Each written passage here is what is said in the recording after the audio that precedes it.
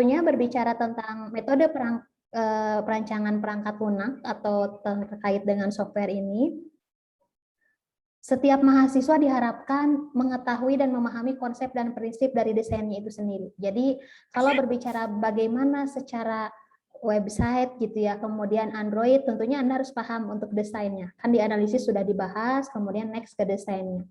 Tentunya setiap programming nanti ada modul-modulnya seperti itu ya. Untuk apa? Tentunya untuk mengurangi kompleksitas program, gitu ya. Makanya Anda belajar dari mulai pemrograman 1 itu, oh ini ada modulnya, oh ini ada fungsinya, dibagi-bagi seperti itu.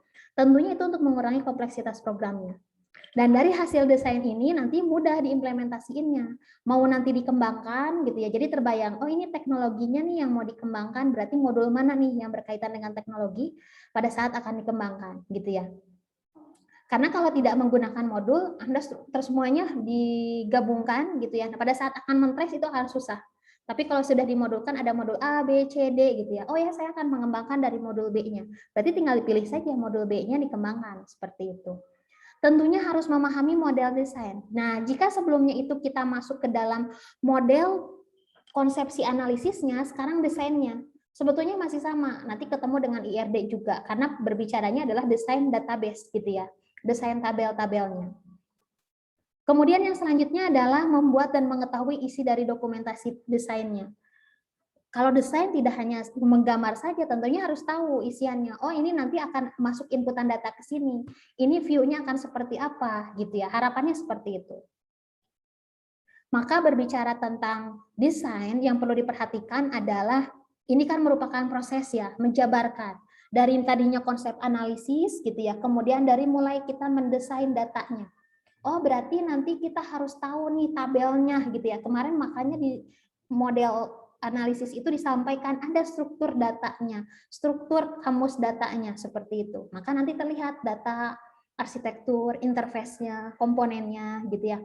Jadi kalau misalnya nanti Anda membangun software atau perangkat lunak IoT, kemudian menggunakan kontrol juga, maka harus terlihat, oh ya ini arsitektur secara hardware-nya, oh ini arsitektur secara software-nya, gitu ya. Interface-nya juga sama.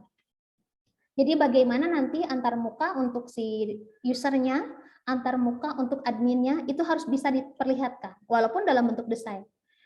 Bagaimana kalau desainnya nanti misalnya yang akan dibangun dengan desainnya itu berbeda, misalnya desainnya A, kemudian yang dibangunnya misalnya A-1 gitu ya, yang tidak jadi masalah, cuma harus jelas gitu ya. Desain sebagai model, jadi memberikan sudut pandang yang bervariasi dalam melihat sebuah software. Jadi kalau sekarang saya minta Anda gitu ya, mendesain sebuah sistem informasi perpustakaan, tiap orang pasti berbeda-beda modelnya. Gitu ya, sama seperti, oh saat ini saya minta Anda desain baju koko, pasti tiap orang itu punya pemodelan masing-masing, gitu kan ya, sama untuk software pun. Sistem informasi perpustakaan, oh saya seperti ini, oh saya harus daftar dulu sebagai anggota, oh saya nggak usah, oh saya peminjaman bukunya bisa 1/3 hari, oh saya bisa 3, tapi peminjamannya sampai 7 hari, misalnya gitu ya. Konsepnya akan berbeda-beda seperti itu, gitu ya. Oke.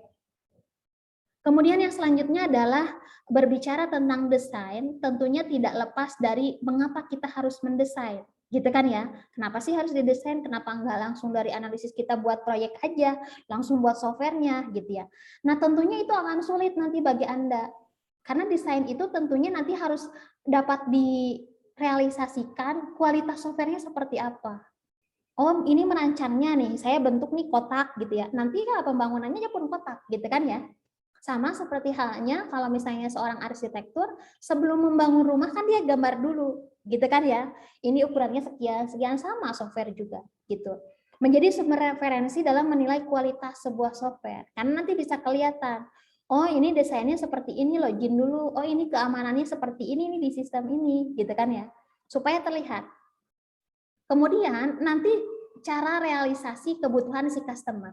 Jadi kalau berbicara project gitu ya atau perangkat lunak nanti akan dibangun, kan Anda datang ke customer, kemudian merepresentasikan ini softwarenya gitu ya yang akan dibangun.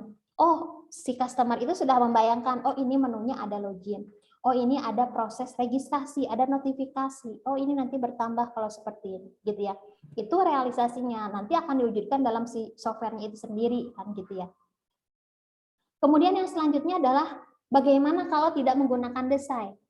Tentunya pada saat berbicara sistem tidak akan stabil. Iya, karena nanti kan, oh ini seperti apa nih desainnya? Kalau A, gitu. Kalau didesain kan nanti diukur dulu istilahnya gitu ya. Oh ini pada saat rencananya akan digunakan oleh 1.000 orang dalam satu waktu. Didesain tuh, oh berarti jaringannya harus seperti ini, arsitekturnya harus seperti ini, gitu ya. Tentunya perubahan kecil dapat membuat software gagal bekerja. Iya, misalnya satu modul saja hilang gitu ya, atau misalnya verifikasi gitu ya. Nah tentunya nanti proses yang lainnya akan fatal juga seperti itu. Software sulit dites karena dalam perancangannya akan sulit. Ini bagian yang mana ya gitu ya? Karena kan kalau Anda nih masuk ke dalam sebuah aplikasi sistem informasi, tentunya pada saat menggunakan Anda tidak melihat desainnya akan mencoba-coba kan seperti itu ya. Maka akan mempersulit nanti pada saat pengujian. Tapi kalau ada bukunya kan, checklistnya istilahnya ya. Oh ini perancangannya seperti ini nih. Oh merancangnya itu berarti kalau saya masuk sebagai admin, perancangannya interface seperti ini antar mukanya. Oh kalau sebagai user seperti ini. Di testing betul nggak masukin username dan password? Betul nggak kalau transaksinya seperti ini gitu ya. Supaya memudahkan juga di tes dan kesesuaian nanti dengan kebutuhan si customer-nya gitu ya. Kualitas yang nggak bisa dilihat karena kan kita mencoba-coba gitu kan ya. Tapi pada saat sudah menggunakan desain, kita tahu nih gitu kan ya, oh ini bagus seperti ini, oh ini bagus seperti itu. Gitu. Makanya kalau saya selalu ilustrasikan, membangun software itu seperti membangun rumah. Gitu ya, menggambar dulu bagaimana ini jalannya, bagaimana pintu masuknya, gerbangnya dari awal. Itu kan ya, Anda login kan gitu ya. Dari gerbangnya nih pakai seperti apa supaya aman. Maka kalau software, username dan passwordnya ini harus ditampilkan atau enggak? Ya harusnya tidak di-hide. Oh ini ada super admin, ada pegawainya atau seperti apa ya? Keamanan datanya seperti apa? Sama gitu ya. Bangun rumah juga, oh saya pengen smart home, berarti keamanannya seperti apa? Ada CCTV, kemudian gerbangnya gitu ya, gerbang depan rumah, di rumahnya pintunya pakai tralis dan yang lainnya. Sama di software pun seperti itu. Pada saat desain, oh iya kita pengen mengembangkan gitu ya, oh ini ke arah sini. Sama kan ya? Jadi kalau misalnya Anda membangun rumah juga nanti, oh pengen ini nih, pengen di tingkat, kita kan lihat ya desainnya. Oh dulu itu seperti apa fondasinya. Nah sama software juga. Oh ini modul ini pengen dikembangkan gitu. Kemudian manfaat apa? Untuk komunikasi dengan stakeholder, gitu ya. Maka berbicaranya adalah ini nih yang akan kita nanti bangun sistemnya, aplikasinya. Nanti masuk dari sini loginnya, kemudian nanti verifikasinya. Dikomunikasikan, oh notifikasinya nggak mau gitu, oh ini interface-nya nggak mau seperti itu, gitu ya.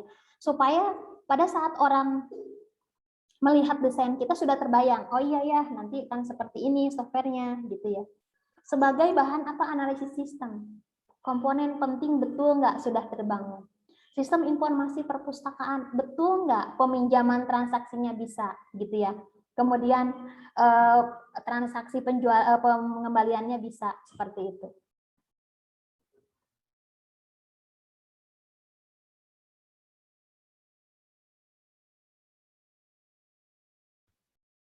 Oke, kita lanjutkan.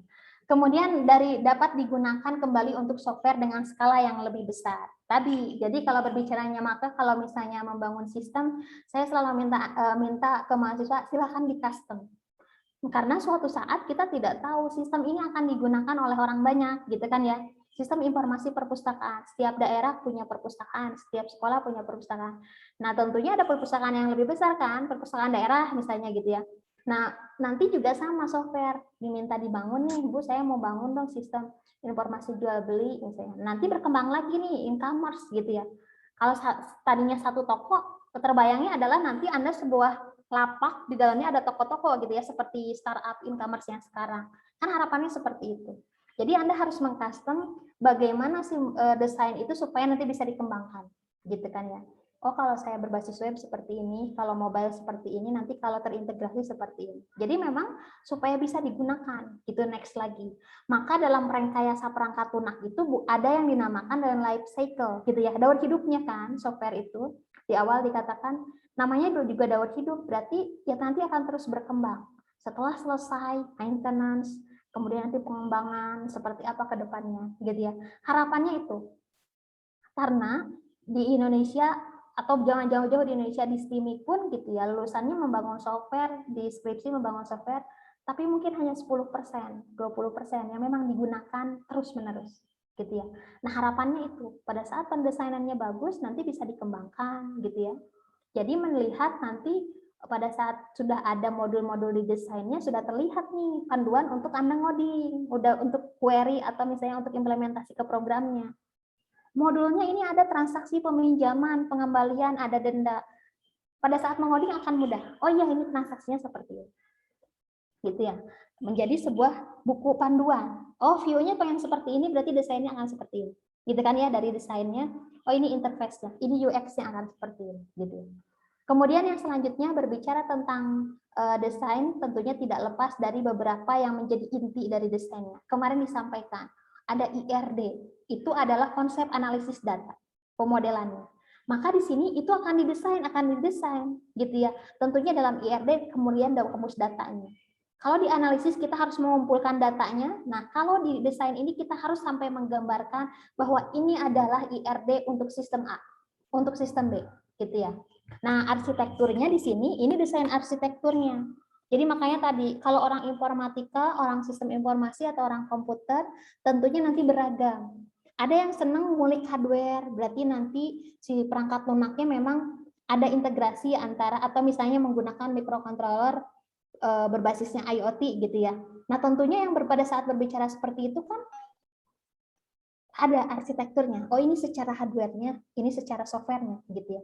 Kemudian interface-nya, GUI-nya gitu ya. Interface ke user-nya. Oh, maka dibedain nih kalau admin seperti ini tampilannya, notifikasinya seperti ini, kalau ke user seperti ini. Oh, karena integrasi nih web dengan mobile tampilannya harus berbeda gitu kan ya. Oh, ini kalau dibuka di web browser, kalau ini di mobile. Dan berbicaranya nanti ada komponen-komponennya tentunya di dalamnya gitu ya. Komponennya tentunya tergantung dari perangkat lunaknya masing-masing, seperti itu. Kemudian yang selanjutnya adalah berbicara terkait dengan desain, ada yang dinamakan dengan model. Nah, translasi atau di sini tentunya merubah gitu ya, merubah model analis ke model desain itu seperti apa. Nah, tentunya kemarin kan ya, ada berbicara ini kita memasukkan beberapa model gitu ya, model analisis. Nah, berbicara model analisis kemarin Bu ada namanya DFD, IRT, betul ada. Nanti akan dipresentasikan dalam bentuk desain di mana tentunya lingkarannya kita lihat. Ini data objek deskripsi, ini proses spesifikasinya, ini kontrolnya. Jadi pada saat berbicara, oh komponen level desain itu dari mana saja? Tentunya dari level 2-nya, spesifikasinya dulu mana? Gitu ya. Kemudian dari kontrolnya seperti apa? Interface desainnya tentunya berbicaranya dari DFD gitu ya kalau prosedural. Kalau nanti object oriented berarti Anda dari use case gitu ya. Kan kemarin oh prosesnya Ibu ada input pengolahan data barang, kemudian nanti ada penjualan dan yang lain. Di DFD kan ada ya proses-prosesnya. Nanti ditampilkan di interface desainnya. Ini nih kalau input transaksi pembelian, ini nih kalau input transaksi penjualan, seperti itu ya. Jadi makanya sangat mudah untuk mengeceknya. Sudah ada DFD, oh ini buat interface nanti merancangnya. Kalau model desain kan biasanya ada di bab 4 gitu ya, bab 5. Nah, di bagaimana kita merancang interface-nya. Arsitektur desain, nah ini berbicaranya tentang DFD ya. Atau kalau object oriented nanti dengan use case gitu ya. Karena kan berbicaranya makanya ada boundary system. Berbicara boundary system berarti ada batasan. Karena berbicara arsitektur bisa jadi tadi ada software dan hardware-nya gitu ya. Kalau pakai microcontroller atau pakai sensor dan yang lainnya, tentunya arsitektur desainnya agak berbeda gitu ya. Ada 2 nanti. Data desain, nah ini berbicaranya data dictionary apa? IRD, kamus data, gitu kan ya. Anda kan pasti linknya ke database untuk menyimpannya, gitu kan ya, menyimpannya. Oh ini input data barang disimpan dalam tabel barang. Nah itu data desain juga, Jadi berbicara tentang analisis dari berbicara model analisis ke model desain, itu sebetulnya mudah translasinya. Maka pada saat Anda analisisnya kuat, pemodelannya sudah selesai, desain itu tidak akan bingung, gitu ya. Cuma pemetaannya. Nah, ini berbicara model desain seperti itu.